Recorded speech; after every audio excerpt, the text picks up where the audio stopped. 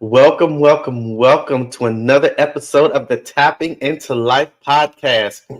I am your spiritual life coach, Matthew B., back with another episode, and we have the pleasure into having a conversation with Mr. Christopher Jones. So, welcome, welcome, welcome, Christopher. How are you? I'm doing all right. Thank you so much, Matthew, for this opportunity. I appreciate it, man. You are very, very, very, very welcome. Because I know that per discussion you and I were having and reading a little bit of information that you provided, I know that today you'll have a lot of wisdom and knowledge for us. Um, by way of your story and your experience. So I'm very, very excited to have you here today. Yes, definitely. So first, we're going to start off by just telling us a little bit about yourself.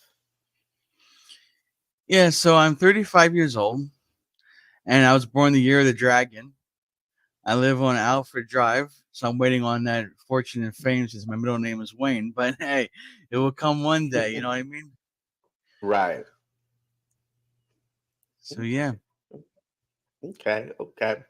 So on this podcast, like I said, we don't have interviews, we have conversation, right? So a lot of questions that I may ask, I'm going to in return answer the questions that I ask you.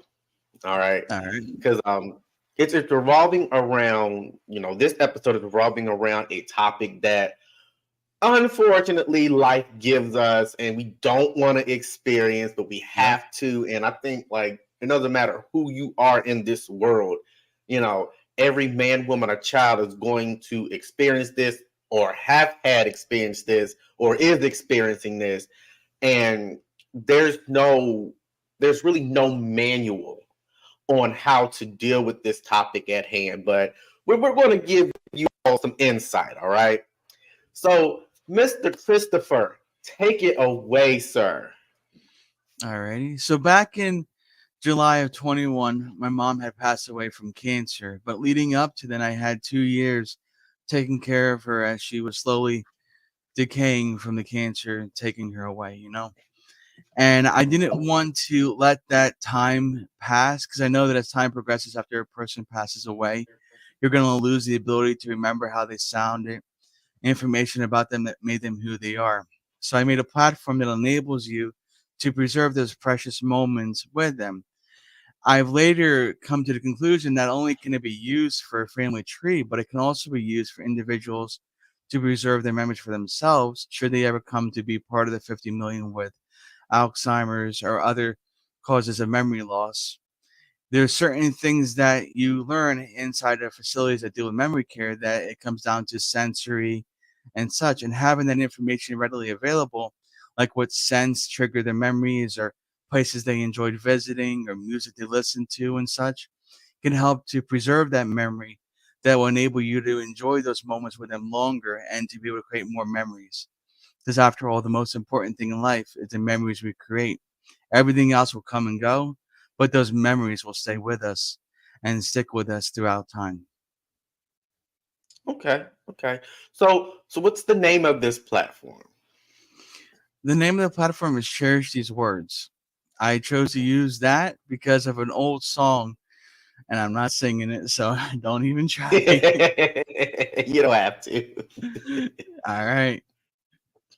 Works Okay. for me. So, um, let me see. So, walk me through the last moment of having time spent with your mom. So it got to the point where around 21 hours a day, she was screaming in agony. She would repeatedly say throughout the day, "Dear God, Jesus, just let me die. I don't want to keep living in this pain." And it was repetitious and it was very, pulling and gut wrenching to hear a parent saying, especially when they were your rock and the one parent that you could rely on. I've had several stepfathers, and they were different shadows. You know what I mean? They weren't really Mhm. great people in my books.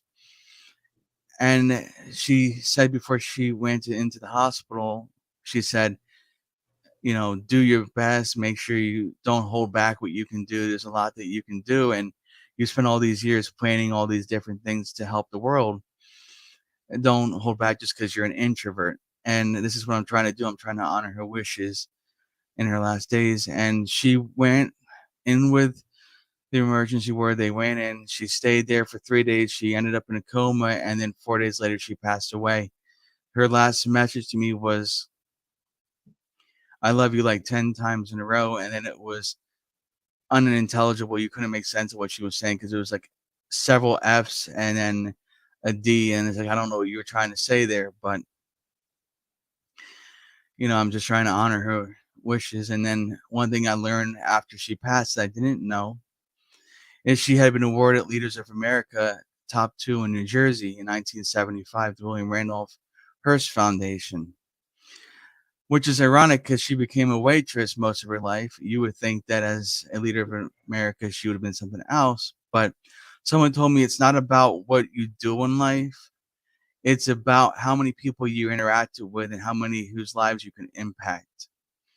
So with that being said, maybe that's how she chose to be a leader in America, was to lead truckers and to look out for them, who are the breadwinners of the society, because without them, we wouldn't have food in stores. We wouldn't have what we need in our daily essentials. So I guess in a way, it is important what she did. I just still learning about that. You know what I mean? Hmm. Okay. You said she was a waitress, correct? Yes. 27 years. So what I've realized with just service, right? And especially when you're servicing the public, that it doesn't matter what what position you're in. So if you're that waitress, if you're that, that representative at the call center, if you're, that, the supervisor, whatever, anything with the public, to me, because I've been in customer service for since I was 18. To me, you just don't know Yep. who you're impacting, right? Yep. You don't know, who you're affecting. You don't know whose heart you're touching. You know, I've had conversations with people from different walks of life, whether they looked like me or whether they didn't look like me. Whether what they've gone through was worse than mine, or whether it was, lighter than my story. Definitely. You'll be surprised how service workers, how much they just impact society. You know, so your mom, she's this waitress for 27 years. I mean, you just do not know. Yep. You I've only heard a unless, few stories. right, unless you were there with the camera X amount of years ago, like, you just do not know whose lives she touched. I mean, yeah, she's pouring your coffee or, handing you your food and stuff like that. But, you have conversations with people. Yep. You have conversations with people, and it's just like not about work. It could be about life, and I've even been, in those shoes. I'm working in the hotel industry. I've been doing this for going on 12 years, and excuse me, and I've had people come to me and say, you know what? I came here because of a funeral. I came Mm-hmm. here because, I got to go to this corporate meeting because my boss wanted to chew me out because the numbers weren't right. And, I stopped by here because the car broke down in the middle of a snowstorm. Yep. But your energy, how you presented yourself, your smile, your warm heart, that spiritual hug made the situation, even though the situation was unfortunate and it was, chaotic or crazy or whatever, just the way you spoke and how you gave us customer service really means a lot to us. You know, and I tell people who are in the customer service industry, I tell them, say, look, you're gonna get some crazy people, right? You're gonna get Yes. some people that be like, you know what? Do I need this job or don't I need this job? Yeah, I've had that. You're going to get those people, but you're going to get most people that's like, you know what? This is what's going on, or I'm here just to relax. And, you've made my stay or you've made my experience, you made it wonderful. And I'm pretty sure that that's what your mom did. I'm pretty sure that, late night people coming in to the restaurant or whatever, oh, I'm tired, or I'm on my way to a funeral or whatever the case may be. And, that warm smile, that big heart, I'm pretty sure that she dropped some kind of jewel of knowledge and wisdom that just poked the heart of so many people. And, stuff that was going on in their head, they might have been stressed out, and just one sentence Hmm. changed their whole perception of the situation at hand. So, I mean, I don't know your mom personally, but anybody that's a service worker and has been doing it for 27 years and won an award, because of her heart and her warm spirit. I appreciate her doing what she did, Yeah. for so long, because I'm gonna tell you now, customer service can be a doozy sometimes. I know. you know, and at the same time, I'm pretty sure that she also received, information that helped her through her life, and even raising you possibly, Yep. So unfortunately, she experienced this, her last moments, her last moments on this earth, she just experienced this agonizing pain and stuff. How did that make you feel? The hearing her screaming and all that, in the beginning I could tolerate it. Towards the end, after about a year and a half, my tolerance was kind of low. So there are a few Mm. times that unfortunately I did say things I didn't mean. It's just that, you can be a strong person. I was raised to be strong, but having to hear someone say, I wish I died like 100, 200 times a day, it really bothers you no matter what anyone says. Yeah, and you know, I have, thank God, both of my parents are living, and but I just can't imagine being the caregiver of someone who is, especially like your parents, Yeah. or your siblings, and going through that. And what people don't realize, like, yeah, the person who's, transitioning out of this physical life, yeah, they're going through a lot. They may be experiencing pains or whatever, but the caregiver, you Yeah. know, how's the caregiver? You know, I've never been in those shoes, but my grandma been in those shoes. My great grandma passed away. She dealing with dementia. And my granddad passed away, and so with that, it's like I'm so used to people crying and having those breakdown moments, and you walk into a room and they got the head down like this, like, oh my gosh, I can't take it anymore, but she kept going, like the power and the strength to maneuver through this, you know and there are people that, they get to that moment and it's like, oh my God, I don't know what to do. There's nothing that I can do. I can't give her or give him a tablespoon of Robitussin and everything goes away. Yep. I can't kiss the wound and the wound feels better. So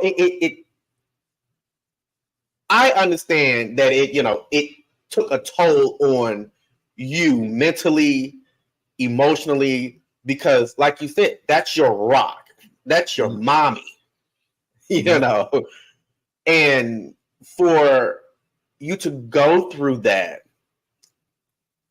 And, and I always ask myself, I'm like, yeah, unfortunately, we do experience these moments where we're providing or being the caregiver for somebody who is, transitioning out of this physical life. But, unfortunately, there's some things that we can't do. We can talk to them. Yeah. We can make them laugh a little bit. We can, make sure that they eat. We can make sure, with so many things, but getting to that point, I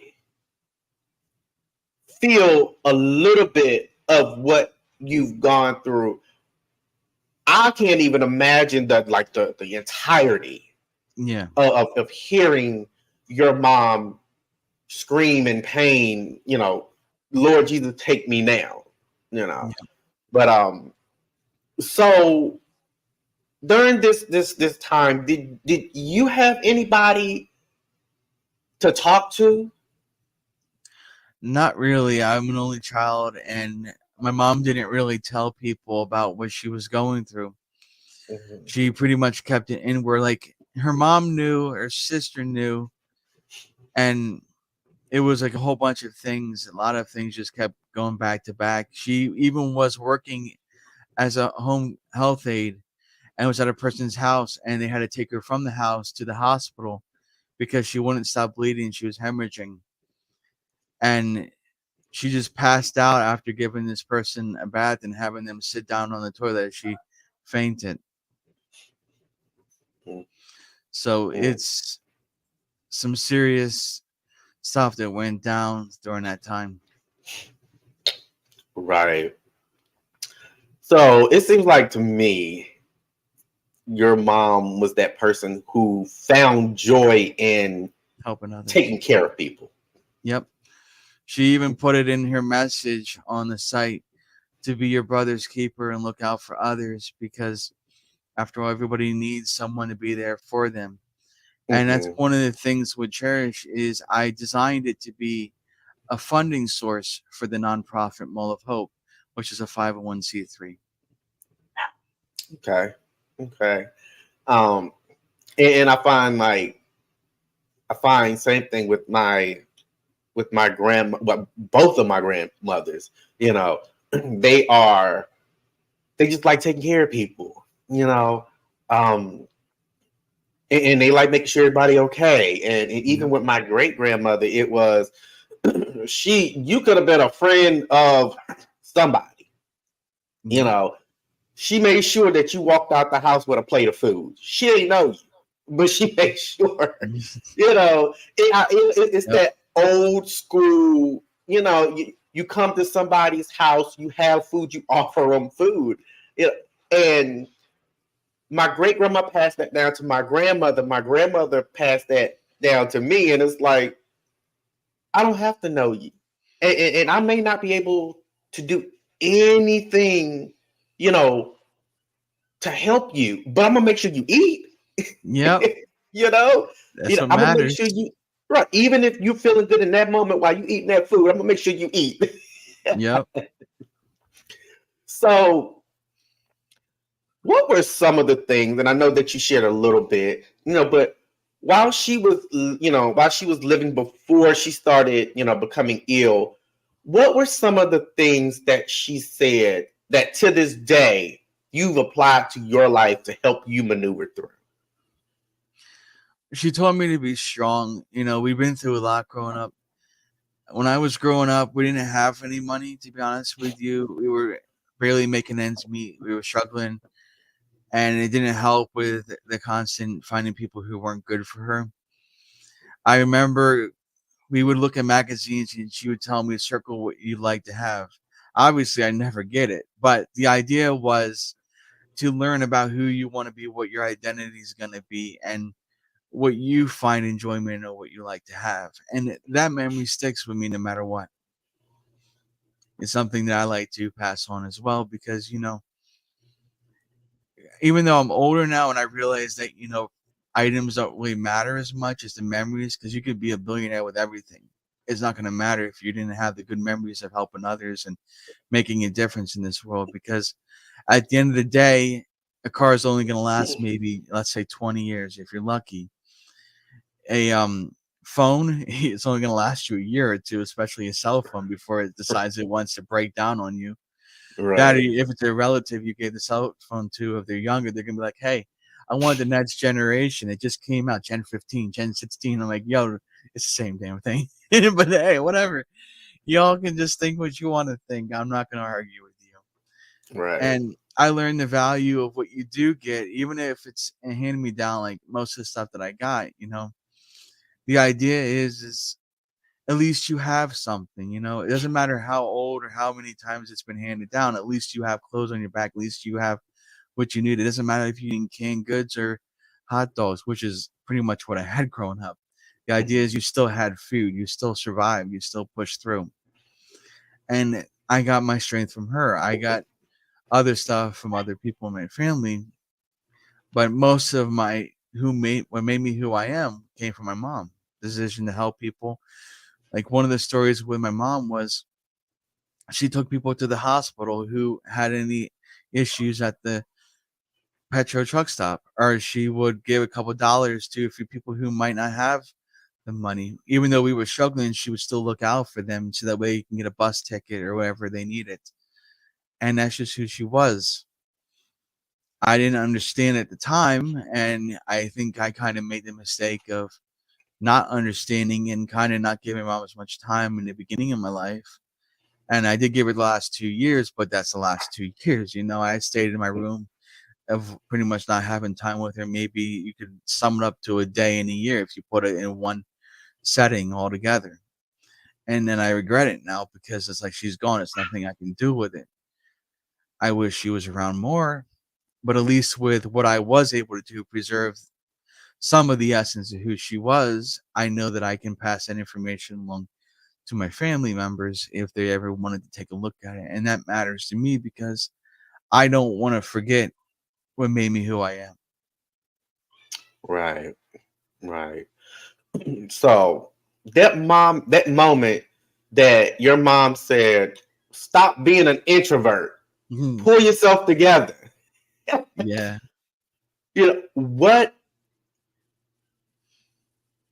How did you feel about that? How did you take that when your mom said, "Look, it's so much more, to see, you're gonna meet so many great people, get out there, stop being that introvert." How did that make you feel?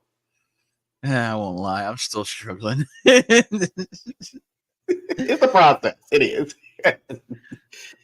I haven't passed that bridge yet. Since she passed, I did one time of an event, and then I didn't really do but maybe 3 events since her passing, and now this. So it's like I'm still working on myself to get out there, to go from being like a shut-in, just staying in my room, or just doing work and not really approaching people or trying to get anything known out there, despite having such great ideas that not only did I learn from my mom, but I learned from, studies and then my own planning and so forth. It's going to be a process for me. I'm a work in progress. No, I mean, and I think when we begin to apply, things to our lives, it's a process because we've spent so long, being in one headspace. We spent so long, being the introvert, or we spent so Yep. long doing things a certain way that, here our loved ones, and especially our elders, here they come and they just showering us with all of this wisdom and knowledge. And then we get to this point, that, okay, I'm taking what this person said, I'm taking what that person said, yeah, it's beneficial. Yeah, it's going to make my life better. But Yep. that moment that, okay, we just got to phase it in. We just can't just go boop, and then tomorrow we're this extrovert that just like to meet everybody. Yep. So I understand. I'm not an extrovert, but I'm not an introvert. I'm kind of like in between, right? Yeah. And so, with me, the time frame that I'm dealing with people, it's just like an 8-hour workday. Like after that, it's like, look, I need to rejuvenate, I need to recuperate. And we're doing this, doing this podcast and having this, this platform. I'm expanding those hours. So I'm talking to people I don't know, we're having these conversations and sharing these stories, to people that I don't know. I didn't go to school with you. We're not best friends. You know what I'm saying? Yep. But understanding that what I may be going through or what I may be thinking or what I may be working on to make me better, the next person, whether they're a stranger or whether you know them, they're going through their journey in life. And they're doing the same thing. And one thing I said, I told my mama one day, I said, well, Ma, in the next year, I'm just gonna put myself out there. I'm gonna expand my circle. I'm gonna make friends. I'm like, but though, I mean, it's easier said than done because, mommy, these people are damn crazy. And so she couldn't do that but laugh. Because you have to be mindful of the company you keep. Yes. Because both of you like sports does not mean that you're going to be besties to the end. Yeah, one can be jumping up and down if the team loses, bashing their TV. The other one can be like, yo, you were so insane, I can't come back here again. Right. So, and did you, when you begun this process of exiting out of that introvert mindset, did you experience a little anxiety? Yeah. I still have my moments, it's not as bad now.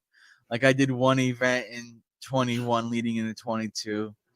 22, I did no events. In 23, I did one event. And then since January 2nd, I've been doing a bunch of things with Alignable and then meeting different people and then now a podcast. So I guess it was a slow process.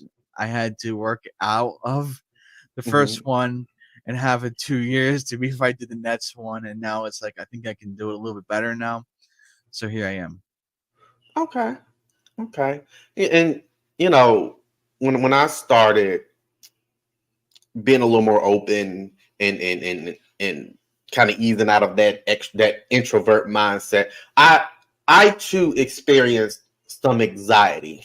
So I understood my pace in going from point A to point Z. I understood how much I could take with every step. Yep. So it wasn't like, okay, I'm this introvert, but then, hey, somebody invited me to a party with 1,000 people. I'm gonna go, and it's like, no, you're like, no, I'm mm-mm. And then I've also just by talking with different people, whether I've known them or whether just general conversation. A lot of people who were introverts, it was a process. It was when I mean a process, it was years. Yes. It was years. And they're still not there. They're not expected to be an extrovert to where every time you turn around, you call them, "Hey, Christopher, how you doing?" "Oh, I'm good. I'm at home chilling with my 50 friends." Like, no, it's being open, meeting people. Yeah, there's some caution to it, But I think when your mom was saying to stop being an introvert, she, as all mothers, know what's inside of their children. Yep. She knew that there's this bright light that would shine on people. She knew that there's some fruit inside of your soul that that you could impart in other people's lives to help them out. And and I'm glad that you really listened to that, because now here you are, you're providing a platform, you're providing, a service to people, to help people that have gone, or going or will go through the same thing that you've been through. Definitely. So my next question is, what words of wisdom do you have for people who are experiencing these moments where their loved ones are transitioning out of this earth? I would say that don't take it for, what's happening today. Think about what their legacy is and try to make it the best legacy you can, because that's what's going to allow you to make it easier on you to not only keep them in a good light, but also convey who they were to anyone else who comes after you, even you. Because without having that legacy and that strength behind you, you're not going to be able to preserve the best memories of that loved one. Okay. Okay. And I wish you and I have met like way before, a lot of people in my life had passed away. Because I remember with my granddad, like he had always been this strong Superman of a dude, tall and lanky, but he was a Superman, Yeah. and he was, I remember, he loved horses. So he had a horse stable, had a pasture with the horses.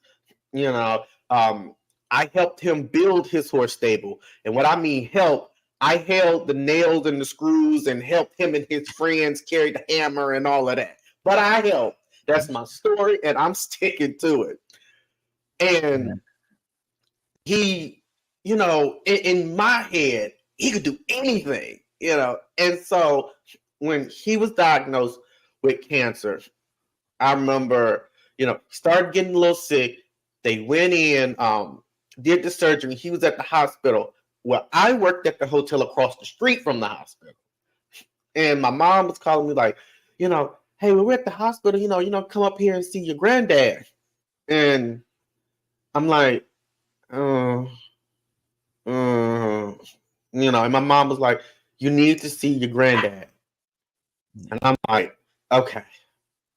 And so my front office manager at the time, she looked at me, she said, what's wrong? I'm like, my mama want me to go and see my granddaddy. I'm not trying to see that man like that.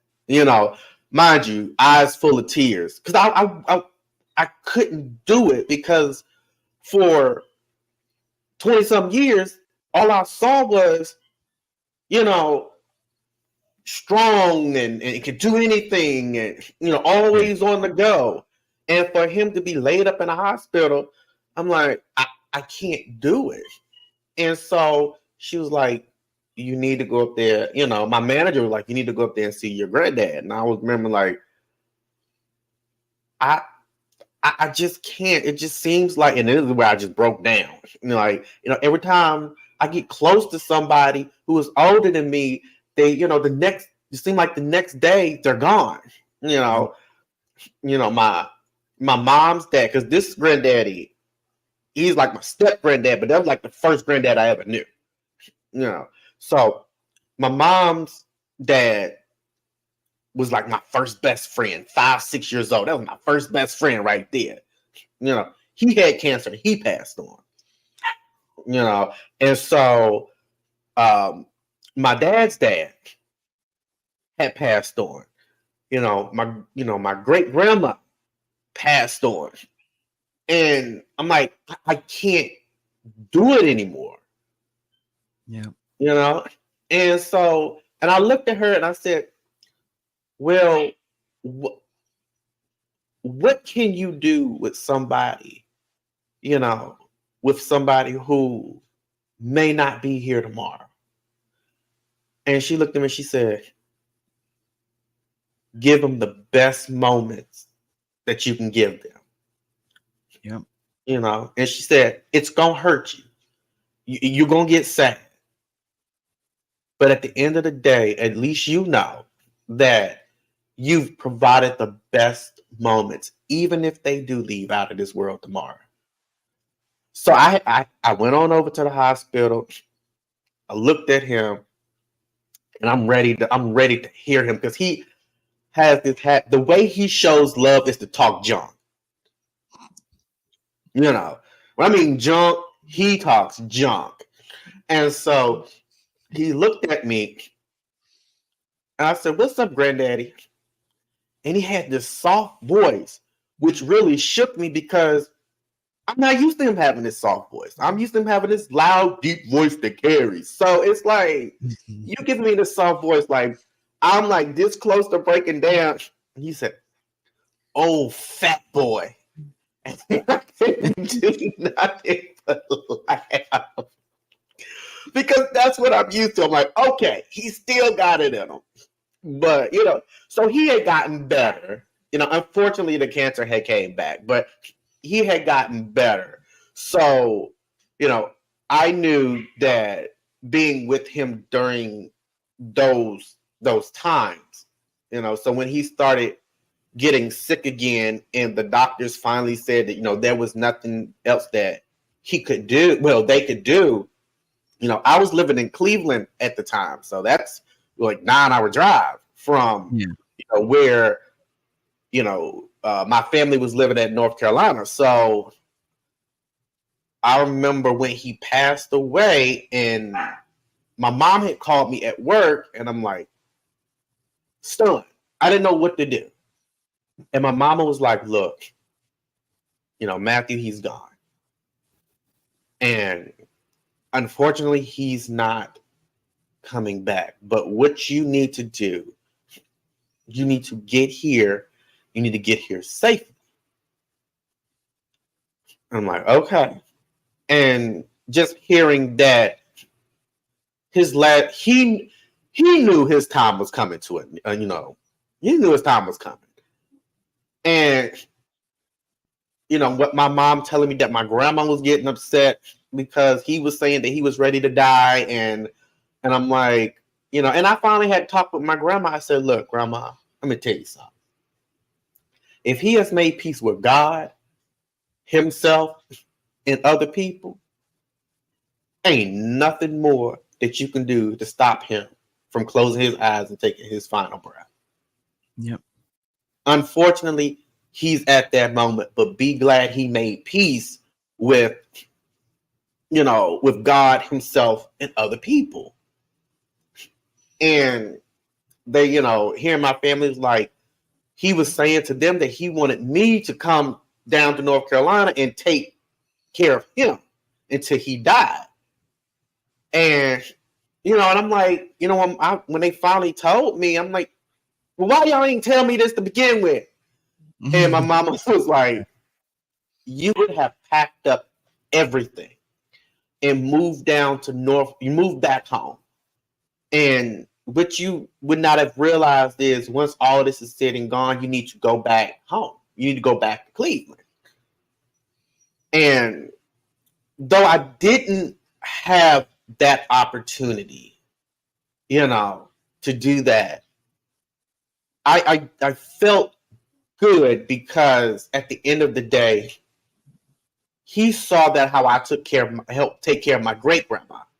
He saw that and he was like, look, if there's anybody else that's going to take care of me until I close my eyes, it's going to be Matthew. And, till this day, I feel great about that.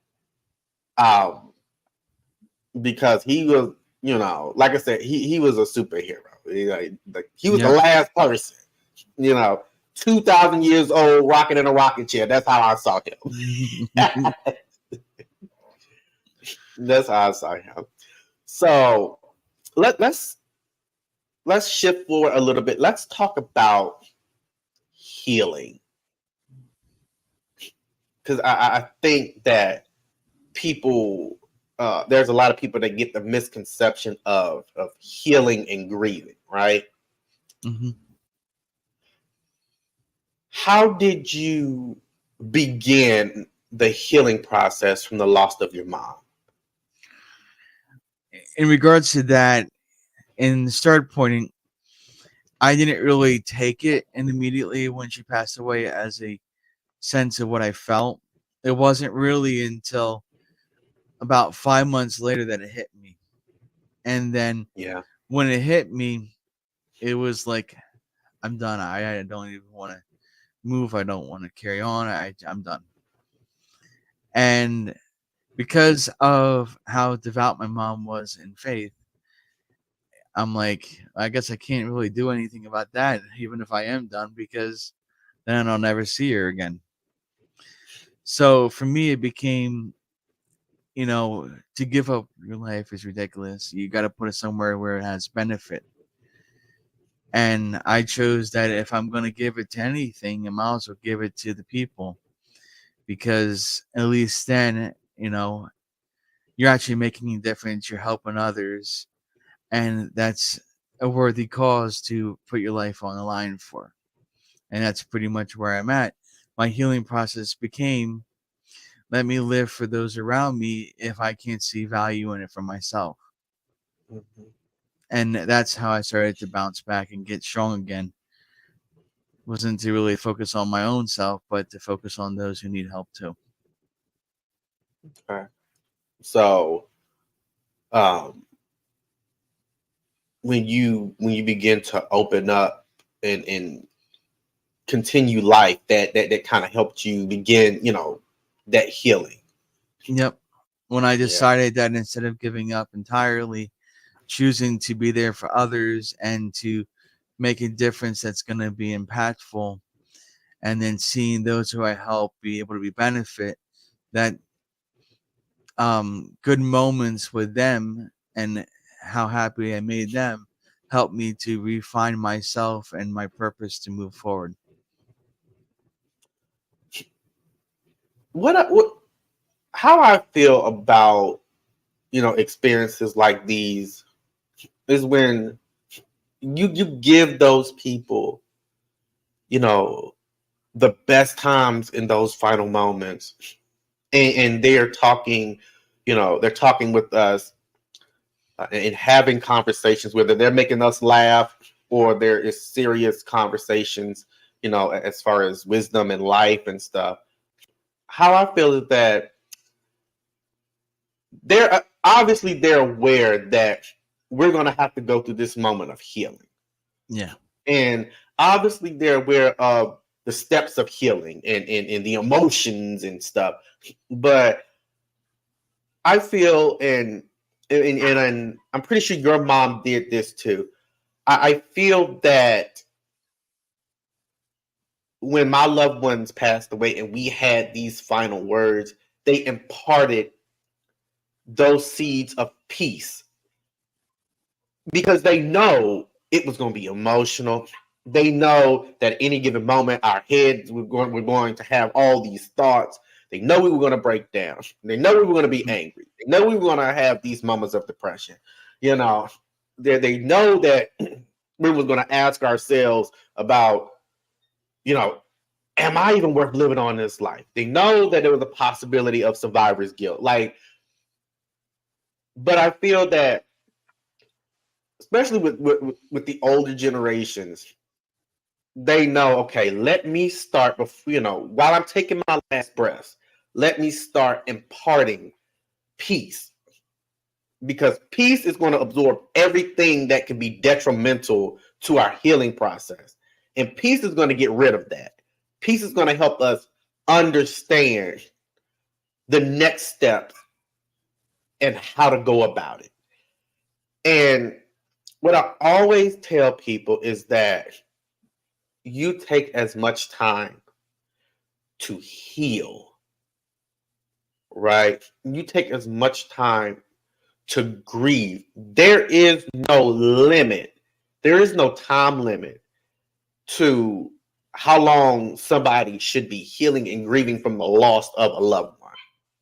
Yep. You know, and I really, kind of just correct people when they say, "Oh well, Christopher, his mom passed away X amount of time ago. He needs to stop doing that. He need to get out. He need to, stop all that crying and get up and keep moving and this, that, and the third." And it's like Christopher is always going to have that moment of healing. Christopher is going to be healing for a long time. Yep. Why don't you, instead of telling Christopher what he needs to stop doing, why don't you call Christopher up, or you take Christopher to the nearest coffee shop, or or take him on a vacation somewhere, and you have a conversation with him and see where he is and see where his mindset is, and hug Christopher, love Christopher, make Christopher laugh, help him maneuver through it, because he's going to be going through that healing process for a long time. He's going to be grieving for a while, and it can be 10 years down the road. Christopher might have that moment where he smelled mama's favorite perfume. He smelled, that favorite dish mama used to make. He hears that song or something that triggers a memory. And Christopher might have those moments to where he just bust out crying. I've had a friend who I used to work with her, and she came in my office one day and she was like, "Well, I don't know." First I was like, why are you crying? And she was like, "I had to pull off on the side of the road because I just broke down because I was thinking about, my son, because her son had passed away." And she was like, Yep. "Is this normal?" I'm like, "Girl, yeah." It never changes. Like, yeah, it's normal. This is not the first, this is not the first and the last time that you're going to have these moments where you're thinking about, your loved one. I'm like, my granddaddy died in 2016. I still have my moments. My grandma died in 2009. My great grandma died in 2009. I still have these moments. My paternal grandfather died in 2008. I still have these moments. My mom's dad died in 1996, and I'm still having these moments. So, and so I'm like, you're always going to have these moments. It's okay to have these moments, but you can't let these moments stop you. And I think because we're so busy trying to push a time limit that we forget that we got to make sure these people know how to go through these moments. They know how to heal, And I tell people, stop giving people time limits. Give them knowledge on how to heal. Give them knowledge on, why they're healing, to get back on your feet, brush the dirt off your shoulders, and you walk, and you keep going. And there's times that you're going to have those moments where you break down. Baby, you sit on that bench in life and you break down and you cry till you can't cry no more. Then you take a deep breath, you get back up and keep moving. But her thing was, she was like, everybody always taught me. Now, mind you, she's older than my mom. And she was like, but for so many years, everybody always taught me that there was a time limit, that I shouldn't be crying over, the loss of a loved one. And I'm like, do me a favor. Tell these people to shut up. And until they lose their son, shut up. You know, until they gotta bury their child instead of their child burying them, shut up. Like, I mean, you know, and if you don't already know this, you know, I'm going to say this to you. You're doing it fairly, you know, you're doing a wonderful job at maneuvering through this. And and I like how you're taking your time, you know, and unfortunately the grieving process and the healing process does take an effect on, you know, your life, my life, everybody's lives, but you're not letting it hinder you. You're not letting it slow you down, you Yeah. know. But you're taking something that's unfortunate and you're embracing the jewels and the knowledge that you're learning through all of this, because there's a lot to learn through this. And like I said, I think what happens is our loved ones, you know, they start imparting things inside of us. So when we go through these moments and we're sitting and we're sad and we're down, we can look at it and be like, I remember when my mom said this, that, and third, and oh my God, that was so funny. But she told me always do A, B, and C, and it helps you out so much, and it helps you grow. You know, so you are truly a trooper, and you know, Thank you. because I've known people who I graduated with who's lost their moms. You know, one of my good friends who me and her been friends since kindergarten. She lost her mom fresh out of high school.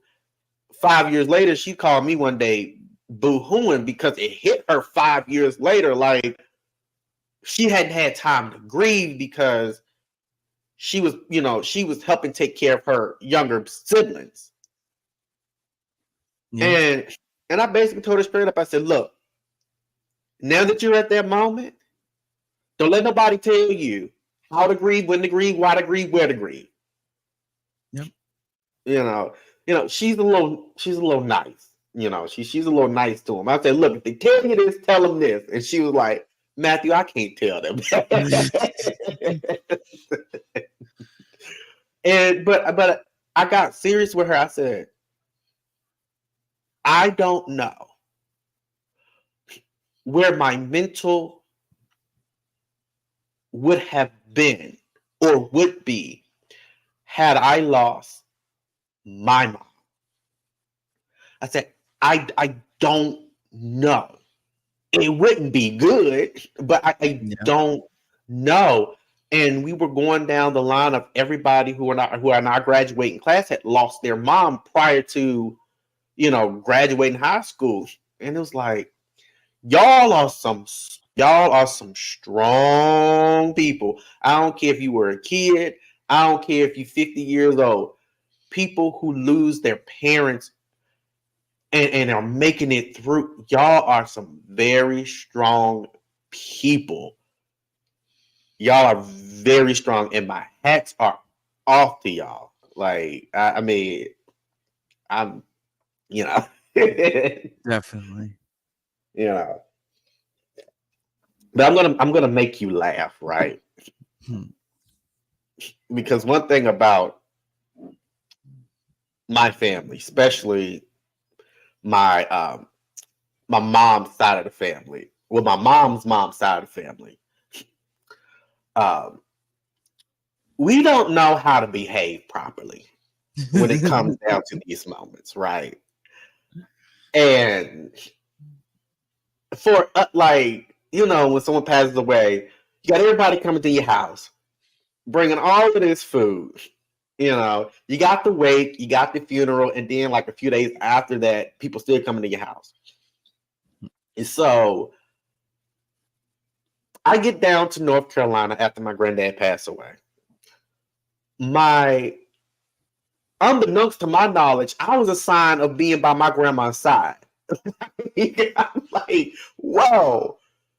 You know, so I'm thinking that I'm going to get home to my mom's house. I'm going to get me like a 15, 30-minute nap. Go to my grandma's house, which is right next door. And, help her out, support her. I get out the car. My grandma calls me. Well, yeah, everybody up here, if you want to stop by. Meaning, I'm going to need you to come here. Because everybody here. And so I get up there, get to my grandma's house, and that's when my mom was like, we've assigned you the task of being by your grandma's side through the whole thing. And I'm like, okay, it would have been nice to know this. I don't have a problem with it. I'm not complaining. Yeah. But it would have been nice to know this. And so we get, grandma had called me into her bedroom and she was asking me for a favor. I don't know why she was asking me for a favor. When they come down to my grandma, no, I'm going to go ahead and do it for you. I don't want to get repaid. You're not going to return the favor. No. Yep. No. And so I'm going to go ahead and do it for you. And I don't want to hear your mouth about it. I don't want to hear your mouth about you repaying me nothing. And so we get up and we were headed towards the funeral home because she had to finish paying the last bit of money for my granddad's burial plot. So we're listening to music in the car. I'm like, Grandma. She's like, what? Granddaddy in heaven, mad. Oh, he is pissed. And so she was like, what are you talking about? Why would he be in heaven mad? He with the Lord. I'm like, his horse running around there. Because you remember, I'm like, no, Pee-wee went to heaven. Pee-wee was his white horse.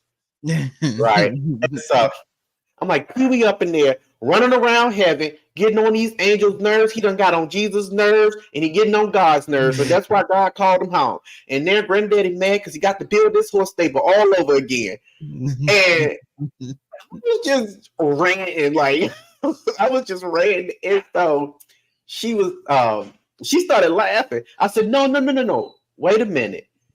Jesus was a carpenter. He was a carpenter. Maybe Jesus will help him. I'm pretty sure Jesus is going to help him build that horse stable. And so we get, she's driving and she swerved a little bit. I said, whoa, it's his time to go, not ours. That means when I tell you I had her crying in tears of happiness and laughter from the time I got there to the time I left. Because I couldn't do nothing but make her laugh. And so we're at the wake. And so I'm right there behind her. So she's at the front church pew. I'm behind her. My great grandma, my granddad's mom, walked in. She bust out crying. And because we know her, it's like, oh, Lord, have mercy. And so she crying and stuff like that. Like we ain't like, side-eyeing her or whatever. We ain't mad at her because that's her son. And so she said, Matthew, I didn't know that was you. I didn't know that was you. And then she looks over to her friend and she said, that's Matthew. You remember Matthew, old big head Matthew? He up and moved the cleat, because he ain't never have no hair. Baby, tell me why everybody in the funeral home bust out laughing.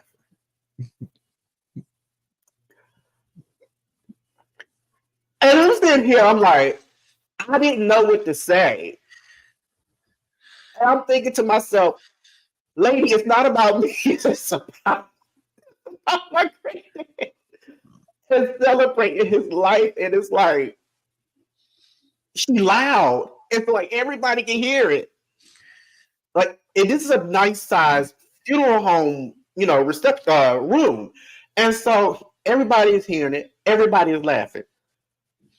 To my left, that's where she was. To my right, I cannot look to my right because these people was laughing. My grandma was in front of me. I couldn't look to my left because my mama, my brother, my sister, my sister-in-law, all of them was there laughing. So it's like, okay, no, we're not about to do this. So everybody's laughing.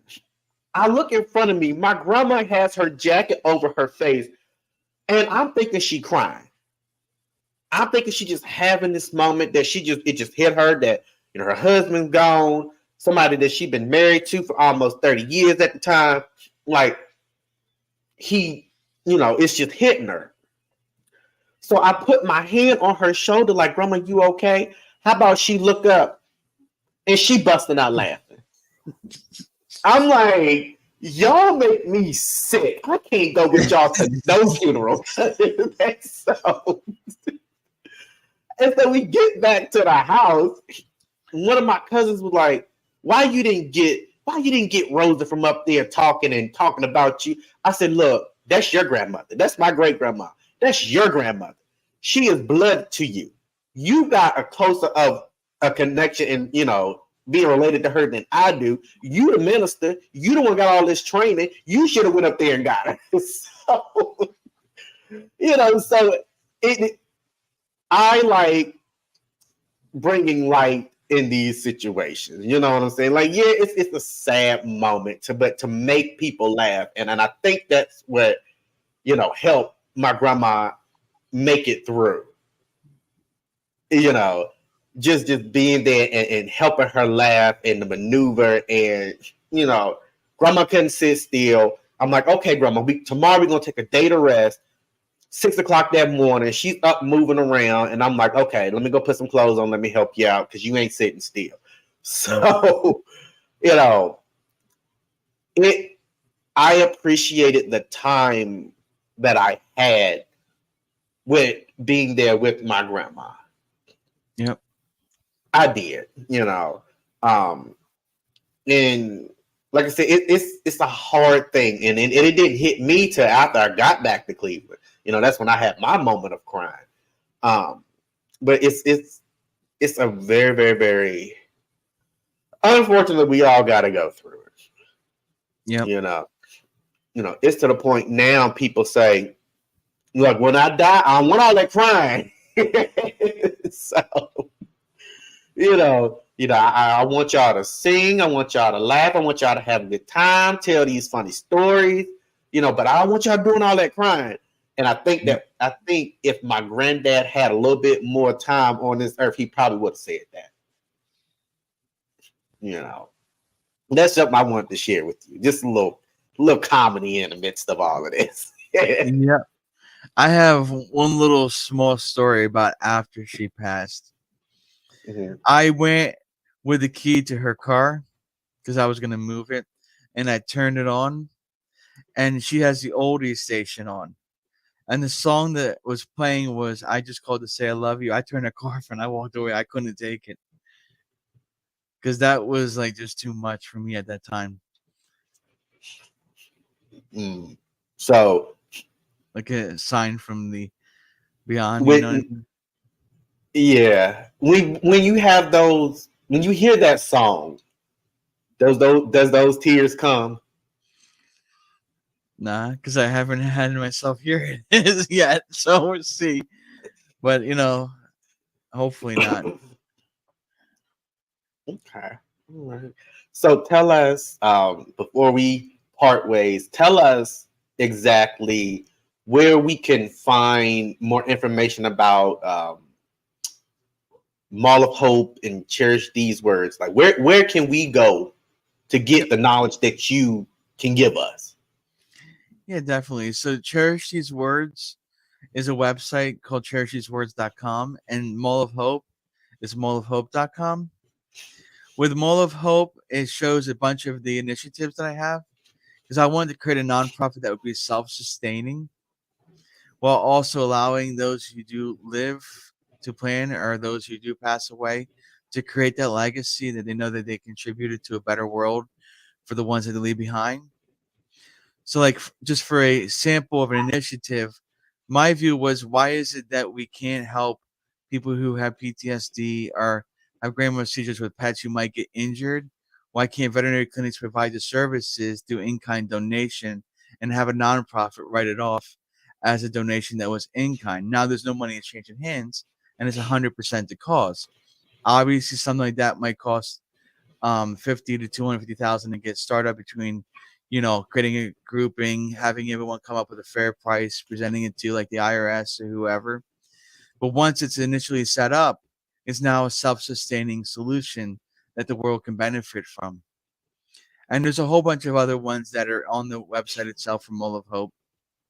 And then for Cherishy's Words, there's a basic presentation explanation of how it works and so forth. I went as far as to enable people to make a video recording that behind the person, if they have like a green screen, remove the green screen and have stars falling behind them.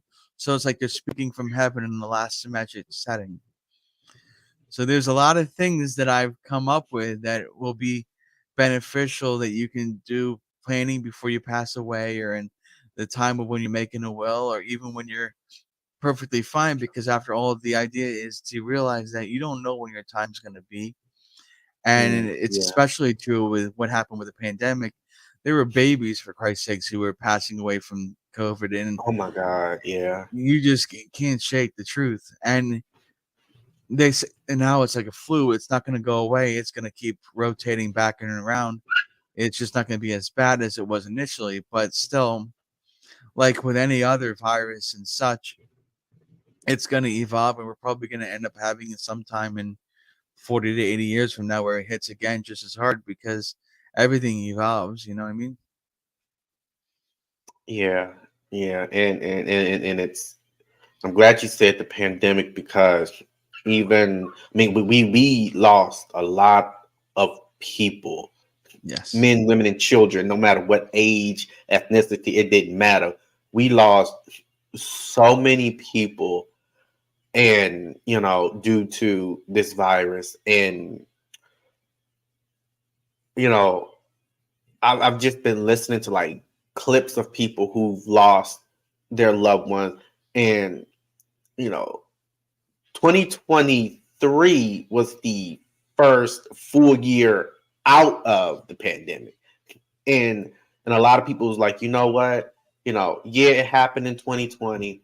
I lost, between 2020 and 2022, this particular year I lost my, this loved one or that loved one. And then it didn't hit them to a year or plus later. Like there were a lot of people that was like, this particular month, this date of 2023, it hit me and I fell into depression, this is how I was feeling, this is what I was going through. And it's like, yeah, because we were so busy trying to navigate through life that had been impacted by this. That survive it.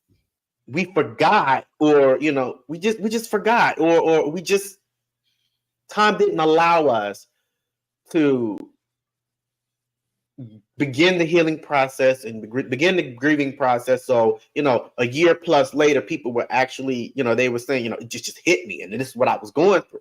So and it's so I'm glad you brought that up, and I'm glad that you have this website and this beautiful platform to help people heal from that. Definitely. You should have partnered up with Build-A-Bear, because they start doing that. The little last word, and you put it in the little bear and stuff like that. Hey, you might want to check that out. You might want to check that out. But God has truly gave you a story and have given you a mother that has passed on her services to you, and you're doing a fairly good job at it. Thank you. You're doing a fairly good job at it, and I appreciate you doing I appreciate you doing this, and I'm pretty sure everybody else that has went on your website or will go on your website, I'm pretty sure they will look up and say, you know what, thank you, Christopher Jones. So I wouldn't be surprised if I flipped on somebody's talk show, you on somebody's talk show, so but the one thing with that is everyone's story, it was designed to be the glorification of God. So that one tale that we go through was to bring us to something that will present is divine hand. So that's where I'm coming from with my thought here. Yeah, yeah. I appreciate you. So everyone, please check out mallofhope.com and cherishthesewords.com and just learn more about Christopher's platform and the services that he provide. And and I hope that each and every one of you have gotten some information out of this episode, and also when you go onto his website, to just better your healing process and help you understand that your life is not over when someone departs this earth. If anything, the departed wants you to keep going. you know you know if they could, the departed would say, you know what, hey, you done cried long enough. It's time to get up. It's time to keep going. You know. So yeah, thank you so much for coming on this episode of the podcast. Thank you so much. Thank you for having me, Matthew. You're quite welcome. And we're going to keep in touch. We're going to keep in touch because I believe that with Tapping Into Life podcast and also Tapping Into Life LLC, you will bring far more wisdom than just than what you provided on today's episode. So Yes. we're gonna network, we're gonna partner up, we're gonna do a lot of things because Sounds good. hey, So everybody, please remember to like, share, subscribe, tag a friend, tell a friend, and tell a friend to tell another friend. Check out Christopher's websites, mallofhope.com and cherishthesewords.com to know more information. And until next time, I hope each and every one of you will continue to tap into the life that you was meant to live. All right. Until